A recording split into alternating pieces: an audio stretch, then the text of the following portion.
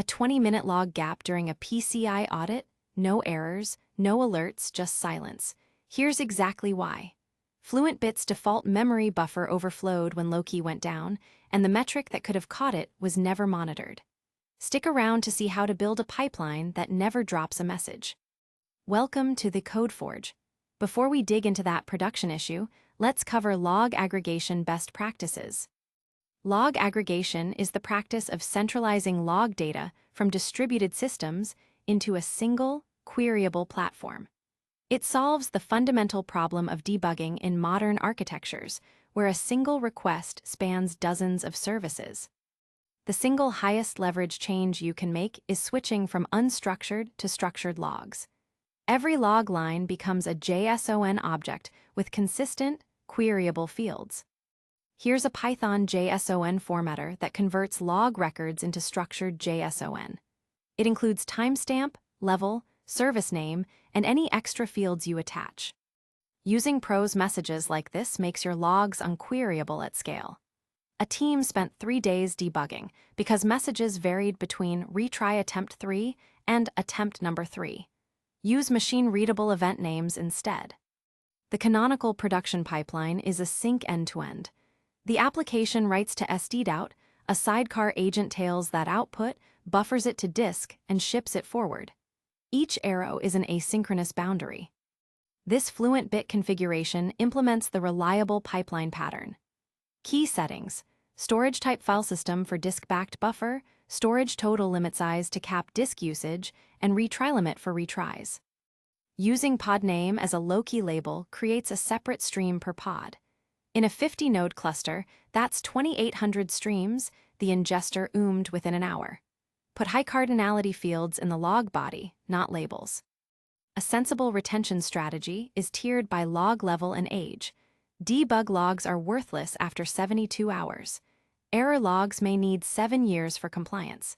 Design your tiers around query frequency, not defaults. Alert on rates and absence, not individual errors. This Loki rule fires when the error rate exceeds 10 per minute, and another fires when no successful payments occur for 5 minutes. The default memory buffer drops logs silently when the aggregator is unreachable. A 30-second network blip filled the 10,000 event buffer in 2 seconds.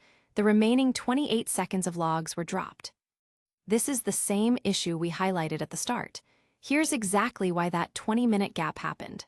The aggregator restarted, the memory buffer filled in 2 seconds, and the remaining 28 seconds of logs were dropped. No error, no alert, just a blackout. The fix is simple. Use a disk-backed buffer. Set storage type file system and storage total limit size. Now when the aggregator restarts, the buffer stores logs locally and replays them when connectivity restores. On ephemeral nodes like AWS Fargate, the disk buffer disappears with the node. Use a network-backed buffer like SQS or Kafka in those environments. The article discusses disk-backed buffers but doesn't show a concrete implementation. Here's a minimal Python logger that writes to a local file when the remote aggregator is unreachable, then replays on reconnect. The article uses storage type file system and storage total limit size. In Fluent Bit versions prior to 1.9, storage total limit size was not available. Use storage total limit instead. Also, storage max chunks up defaults to 128, but on memory-constrained nodes, reduce it to 64 to avoid OOM. Memory buffers drop logs silently on process restart or crash, which is catastrophic during an incident when you need logs most. Disk-backed buffers survive restarts and network partitions, ensuring no data loss. This is especially critical for compliance, PCI DSS, where gaps are unacceptable. To diagnose pipeline health, check the Fluent Bit metrics endpoint. Alert on any non-zero dropped records total. Also monitor buffer disk usage.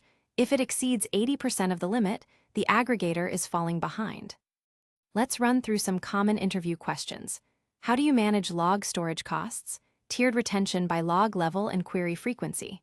What's the difference between ELK and Loki? ELK indexes all fields, Loki indexes only labels, cheaper but slower on body queries. How do you ensure no log data loss? Disk-backed buffer, monitor dropped records, test aggregator failure in staging. And a few frequently asked questions. Should I use JSON or LogFont? JSON is more widely supported, LogFont is more compact.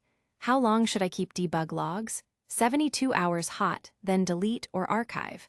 What's the biggest mistake in log aggregation? Using memory-only buffers that drop logs silently. To recap, use structured logging, disk-backed buffers, tiered retention, and alert on rates. These patterns prevent silent data loss and keep your observability pipeline reliable.